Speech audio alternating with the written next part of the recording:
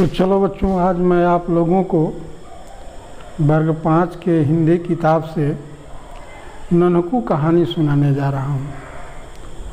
यह कहानी को लिखने वाले मंजू मधुकर हैं और यह एक गांव की कहानी है जहां ग्रामीण माहौल है।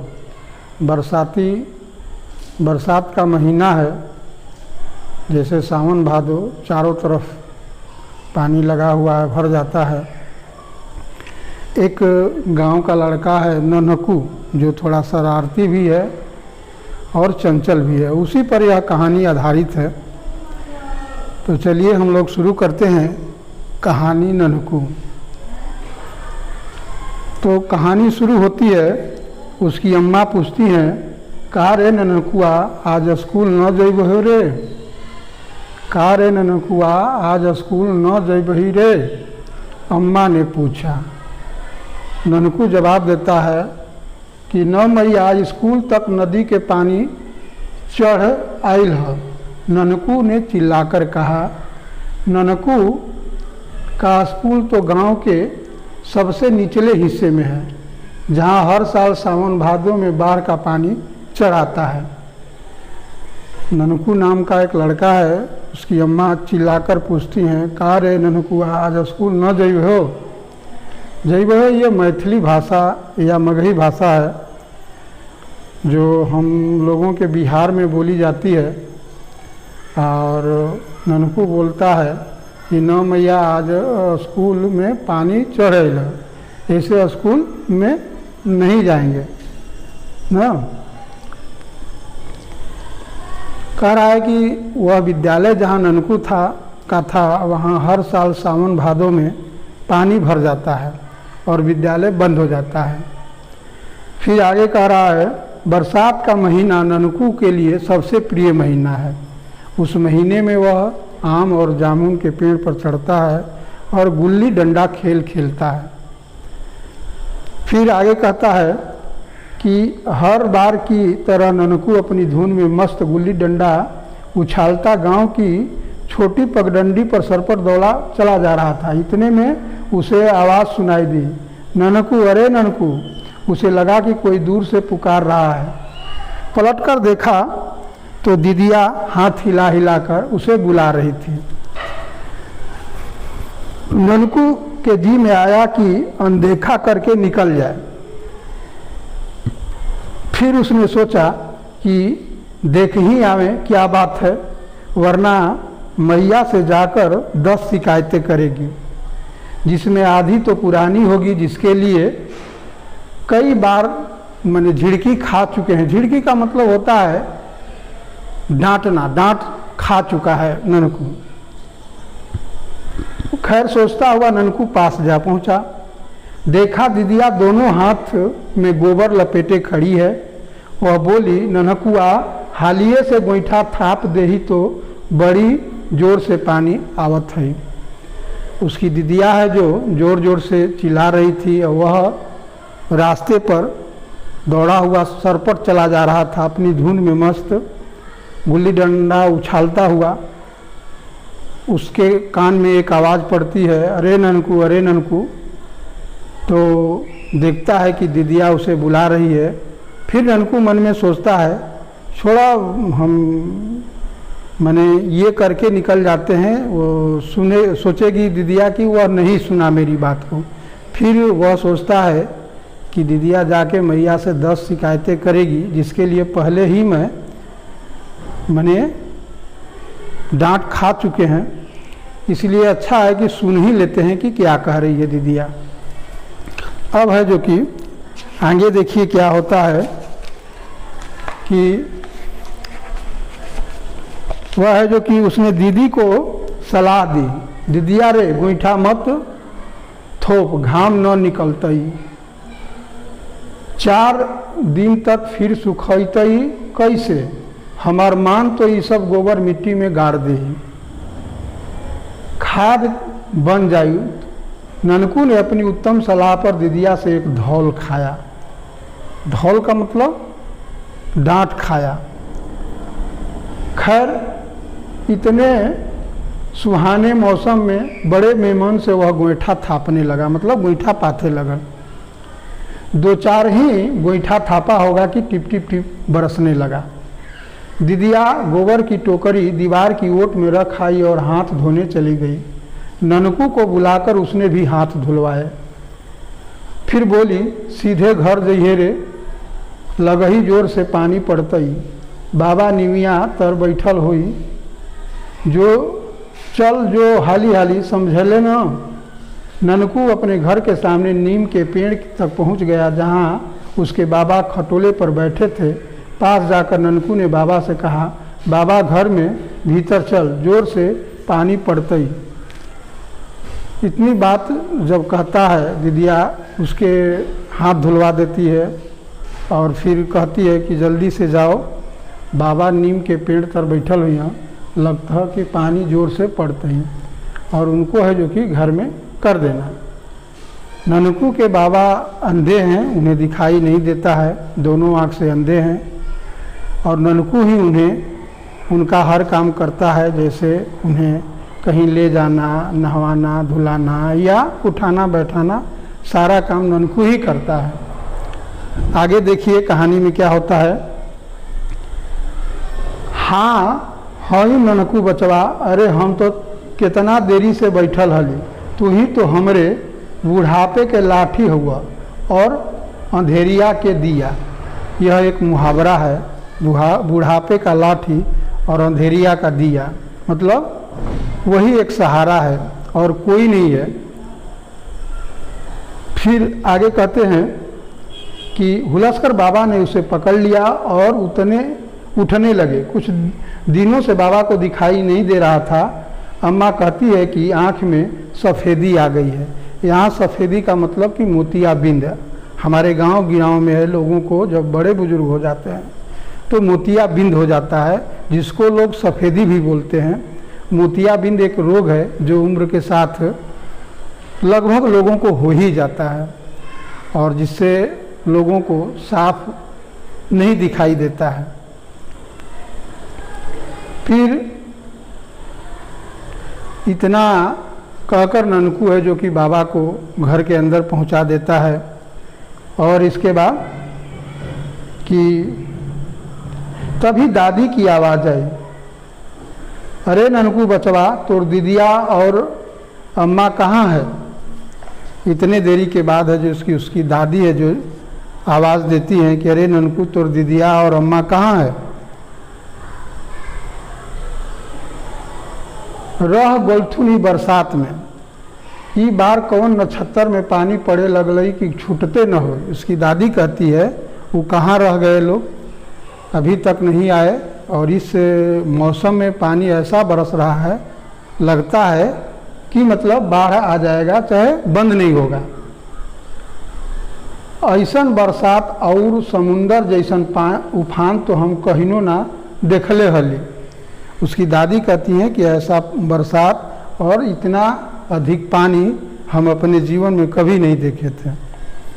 फिर ननकू घर से निकलकर और तेजी से पीपल की पेड़ की ओर भागा। उसके कई संगी साथी उधर ही रहते थे। लोग अपना सामान उठाकर झोपड़ी के छत पर रख रहे थे और गाय भैंस को शहर जाने वाली सड़क के किनारे बांध रहे थे, क्योंकि उससे ऊंची जगह और कोई नहीं थी। ननकू ललमुनिया की झोपड़ी में घुस गया। देखा उसकी दादी अम्मा सामान उठाने लगी हुई है। पानी थोड़ा दूर था, ननकू भी उनकी सहायता करने लगा। ननकू है जो कि दादी से बात करके है जो कि निकल जाता है फिर खेलने के लिए। जिधर उसके संगी दोस्त खेलते हैं वहाँ जाके देखता है कि उसके सभी संगी दोस्त है जो कि अपने घर का सामान उठाने और बांधने में, गाय भैंस जो हैं उसको शहर जाने वाली जो ऊंची सड़क है वहाँ ले जाके बांध रहे हैं। और ऐसा करते वक्त वह ललमुनिया के घर में घुस जाता है। ललमुनिया ननकू के गांव की एक लड़की है। फिर वह ललमुनिया के घर में जाता है तो देखता है कि उसकी अम्मा और दादी है जो कि सामान उठा के और छत पर रख रही हैं। छत मतलब झोपड़े का जो भी ऊपर वाला हिस्सा होता है उसी पर रख रही थी। सारा सामान उठाते उठाते पानी झोपड़ी के अंदर घुटने तक आ गया सामान से भरी टोकरी सिर पर रखकर जब वह बाहर निकला तो पाया चारों ओर पानी फैल गया है और बड़ी तेजी से उसने घर की तरफ भी बढ़ रहा है। ननकू ने टोकरी सिर पर से उतार कर नीचे रखी और दौड़ पड़ा अपने घर की ओर। दादी देखते ही बोली, कहाँ गल रहल हल रे, चल दू और माड़ भात खा ले और सामान उठाई। ललमुनिया के घर ननकू जब सामान उठा रहा था तो जो वहीं टोकरी कपार पर लेके और घर के बाहर से निकला तो देख रहा है कि पानी उसके गांव के बहुत नज़दीक आ गया है और ठेहुना भर पानी आ गया है। अब उसको ही लगा कि हमारे घर के तरफ भी पानी भर गया होगा और वह जो कि सर पर का टोकरी जो लिए हुए था उसको उठा के रखता है नीचे और अपने घर की तरफ दौड़ जाता है। वहाँ उसकी दादी इंतज़ार करती हैं और कहती हैं, कहाँ चल गए रह, चलो दो चार कौर खा लो माड़ भात। ऐसा कह के ननकू है जो कि दादी के साथ खाना खाने चला जाता है। कोठरी में जाकर ननकू अंधेरे में ही जैसे जैसे सामान बटोर बटोर कर टोकरी में रखने लगा, जब टोकरी सिर पर रखकर बाहर निकला तो देखा आंगन में छाती भर पानी चढ़ाया है। अपने घर में ननकू है जो कि सामान उठा के और टोकरी में रखने लगा। जो ही टोकरी में रख के वह बाहर निकला तो देख रहा है कि आंगन में है जो उसके छाती भर पानी लग गया है। आंगन में छाती भर पानी चढ़ाया है, दलान में भी घुटने भर पानी है और दादा खटिया पर खड़े खड़े चिल्ला रहे हैं। उसके जो दादा थे अब वह जो है कि खटिया पर खड़ा होकर और चिल्ला रहे थे, अरे ननकू अरे ननकू। अम्मा दादी और दीदिया का कहीं पता नहीं था। ननकू ने झट टोकरी पानी में फेंकी और बाबा की तरफ लपका। जल्दी से उनको खटिया के नीचे उतारा। बाबा बहुत घबराए थे। उन्होंने ननकू से कहा, हाली हाली कर रे बेटवा, चल शहर जाए वाला सड़क पर। ननकू दलान के दरवाजे तक आया, लेकिन यह क्या, उसे लगा कि गांव में नहीं नदी में बीच धार में खड़ा है। जे वही है जो कि वह घर के बाहर आता है तो उसे लगा कि वह गांव में नहीं खड़ा है बल्कि बीच नदी के धार में खड़ा है। फिर है, अब क्या करें, गांव का तो पता ही नहीं था। किसी किसी का घर का छप्पर दिखाई दे रहा था। पानी उसकी छाती को छूने लगा था। अब तो आंगन पार कर कोठरी में भी नहीं जा सकता। अब क्या होगा, ननकू को रोना आने लगा। अगर अकेला होता तो शायद जोर जोर से रोने लगता, लेकिन दादा उसके साथ थे। दादा उसी घर में थे जहाँ ननकू था। बाबा का ध्यान आते ही लगा कि 5 प्राणियों के घर में वही एक बहादुर बच्चा है, उसे बाबा को बचाना होगा। ननकू ऐसा सोचता है। जो 10 या 12 वर्ष का बच्चा है वह सोचता है कि इस घर में हम ही 5 प्राणियों में एक बहादुर बच्चे हैं और इस समय कोई नहीं है, इसलिए बाबा को किसी भी हाल में बचाना होगा। उसके दिमाग में ऐसी बातें आती हैं। बस उसने आओ देखा न ताओ झट घर के छप्पर पर चढ़ गया। घर दलान से लगा था और उसका छप्पर नीचे पड़ता था। पूरा जोर लगाकर उसने बाबा को ऊपर खींचा। तभी वे लोग ऊपर पहुंचकर संभले भी न थे कि घर की दीवारें ढह गई और छप्पर पानी की धार में तिनके सा बहने लगा। ननकू और बाबा ने छप्पर जोर से पकड़ लिया। काली बदरी के कारण चारों ओर धूप अंधेरा छाया हुआ था। ननकू को कुछ नहीं दिखाई पड़ रहा था, बस अथाह पानी ही पानी था। ननकू जो ही जोर लगा के बाबा को छत के मतलब झोपड़ी के ऊपर खींचता है तो वहीं उस घर की दीवारें ढह जाती है और छप्पर है जो पानी पर आ जाता है और ननकू और बाबा पानी के धार में बहने लगते हैं। और बहकर जाके जो ही बाहर निकलता है तो देखता है उनका छप्पर बहते बहते नदी के तरफ जाता है तो ननकू देखता है कि चारों तरफ अथाह पानी ही पानी था, कहीं कुछ दिखाई नहीं दे रहा था। फिर अंधेरा कुछ छटने लगा तो ननकू ने देखा कि वह नदी के बीच धारा में बह रहा था। उसके आसपास टूटे पेड़, झोपड़ी, छप्पर, आदमी तथा जानवर सब कुछ नदी की धार में बड़े वेग से बहे जा रहे थे।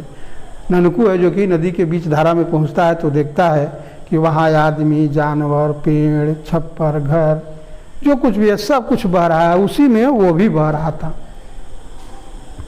फिर उसे ऊंचे ऊंचे घर दिखने लगे। वह समझ गया कि यह शहर के पास बह रहा है। शहर को देखकर उसको थोड़ा ढाढ़स बंधा। किनारे पर खड़े लोगों को वह हाथ हिला हिला कर इशारा करने लगा। 2-4 लोग नाव लेकर बढ़े भी, लेकिन बीच धार तक आना कठिन था। ननकू का छप्पर आगे निकल गया। तभी एक पुराने पुल दिखा। पुल पर बहुत सारे लोग खड़े थे। ननकू सोच में डूब गया कि कैसे बचा जाए। तभी उसकी नज़र छप्पर पर पड़ी हुई रस्सी की तरफ जाती है। ननकू ने झटपट उसका एक सिरा छप्पर के बांस में बांधा और चिल्लाकर बोला, बाबा इसे पकड़ ली है। पुल और पास आ गया। बाढ़ के कारण पुल और जलस्तर के बीच की दूरी कम हो गई थी। जैसे ही पुल के नज़दीक पहुंचे, ननकू ने रस्सी को दूसरे सिरे घुमाकर बड़ी बेग से ऊपर पुल पर फेंका। पुल पर खड़े लोगों ने उसे थाम लिया। छप्पर एक झटके के साथ पुल के पाए से लगकर रुक गया। जैसे जैसे ननकू और उसके बाबा को पानी से निकाला गया, लोग नन्हे बच्चे के साहस और सूझबूझ को बड़े आश्चर्य से देख रहे थे। अब उसके किसी तरह अपनी बापू को खोज निकालना था। ननकू है जो कि जो वहीं पुल देखा तो वह सोचने लगा। तभी तक देखता है कि जो छप्पर था झोपड़ी का, उस पर एक रस्सी बंधा हुआ था, पड़ा हुआ था। वह रस्सी को करता क्या है, उस झोपड़ी के लगे हुए बांस में बांध देता है और अपने बाबा को पकड़ा देता है रस्सी, और एक किनारा बीग देता है पुल पर खड़े लोगों को पकड़ने के लिए। लोग जैसे तैसे माने रस्सी पकड़ लेते हैं और ननकू को माने और उसके बाबा को बचा लेते हैं। वह जो कि अब पानी से बाहर हो जाते हैं बाबा और ननकू। अब ननकू को है जो कि घर की याद आने लगती है। तो वह सुन रखा था कि बाबा शहर माने उसके पिताजी शहर में काम करते हैं। वह है जो कि अपने अब पिताजी का पता लगाने लगा। जब वहीं पिताजी का पता लगाने लगा तो आगे देखिए क्या होता है। खोजते खोजते आखिर उनका झोपड़ा मिल गया। अपने बापू को वह जो कि खोजते खोजते चला तो उनके बाप का झोपड़ा मिला, माने पिताजी का उसके झोपड़ा मिला, लेकिन वहाँ वह नहीं थे। बाढ़ की खबर सुन वे गांव चले गए थे। बगल में ही जवाहर चाचा का झोपड़ा था।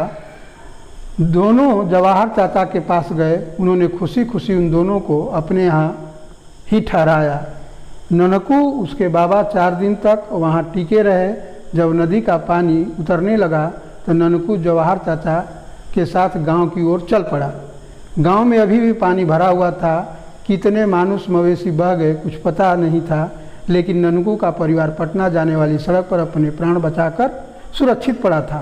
पहले पल दीदिया मिली। वह ननकू से लिपट कर रोने लगी। गांव भर के लोग इकट्ठा हो गए, पर अम्मा कहाँ थी? अम्मा कहाँ है? ननकू के पूछने पर दीदिया को होश आया। उसने इशारे में अम्मा को दिखाया। वे सुनी आंखों से टकटकी लगाए बाढ़ के पानी में न जाने क्या देख रही थी। जब ननकू जाकर उसकी गोदी में बैठा, वह दहाड़ मारकर रोने लगी। ननकू है जो कि वहाँ से जब जवाहर चाचा बता देते हैं, उसके बाबा बाढ़ की खबर को सुन के उसके पिताजी गांव गए थे। तो ये भी पीछे से गांव जाता है। गांव जाता है तो देखता है कि सभी गांव के लोग हैं जो शहर जाने वाली जो सड़क, ऊंची सड़क थी, उसी पर अपना जान बचाकर पड़े हुए थे। वह गया तो सबसे पहले उसकी दीदिया मिली। दीदिया से वह पूछता है तो दीदिया है जो कि उसको बताती है कि अम्मा वहाँ बैठी हुई है। उसकी अम्मा बेहोश पड़ी हुई थी, मतलब वह एकटक सोच रही थी केवल ननकू के विषय में, और ननकू वह पानी की तरफ देख रही थी। उन्हें होश भी नहीं था कि ननकू आ गया है। जब ननकू जाके उनके गोदी में बैठता है तब है जो कि वह उसकी अम्मा है जो कि दहाड़ मार के, मतलब ज़ोर से, बड़ी ज़ोर से चिल्लाकर रोने लगी। आगे देखिए।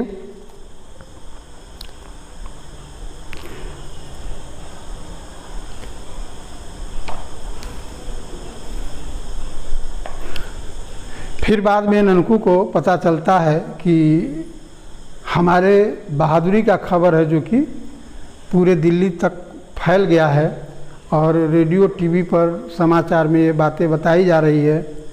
और फिर है जो कि उनसे प्रेसिडेंट एक शब्द आया है। प्रेसिडेंट मतलब राष्ट्रपति होता है, जो अंग्रेजी का शब्द है प्रेसिडेंट।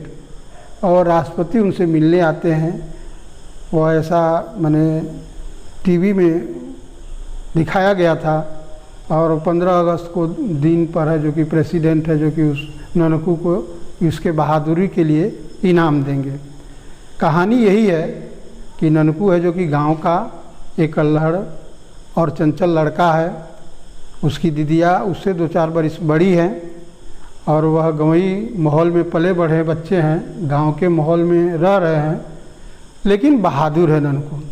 चूँकि 12 बरस या 10 बरस के बच्चे में, सभी बच्चे में ये हिम्मत या नहीं देखने को मिलता है कि इस तरह के मुसीबत में पड़े हुए बच्चे अपने को सुरक्षित रखते हुए किसी बड़े बुजुर्ग की जान की सुरक्षा कर सकें। तो इस कहानी से हम लोगों को यही सीख मिलती है कि हम लोगों को बहादुर बनना पड़ेगा। मुसीबत में किस तरह लोगों की मदद की जाए, ये बातें हम लोगों को सीखना पड़ेगा। इस कहानी से यही शिक्षा मिलती है कि आप है जो कि मुसीबत में अपने उत्साह को, अपने बुद्धि विवेक को बनाए रखें और जो भी मुसीबत में है उसके प्राण की रक्षा करें। कहानी यही समाप्त होती है। इस कहानी को लिखने वाले मंजू मधुकर हैं। आगे आपको कुछ प्रश्न, जैसे ननकू कौन है, तो ननकू उस गांव का रहने वाला एक लड़का है। फिर आता है कि ललमुनिया कौन है, तो ललमुनिया है जो कि ननकू के गांव की रहने वाली एक लड़की है। और सारी बातें है जो कि प्रश्न उत्तर में बाद में लिखा दी जाएगी। तब तक के लिए धन्यवाद।